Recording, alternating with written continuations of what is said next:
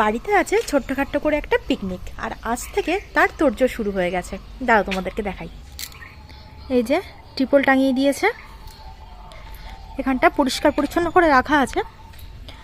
আর এদিকে এই যে ডেকোরেটরের জিনিসপত্র সব এসে গেছে, এখানে চেয়ার টেবিল আছে, আর এই যে রান্নার জিনিসপত্র সমস্ত কিছু, ওভেন টোভেন সব কিছুই এসে গেছে। তো ব্যাপারটা হচ্ছে এই পিকনিকটা আমাদের বাড়ি প্রত্যেক বছর হয়, আর এই সময় মানে ফেব্রুয়ারি মাসেই হয়।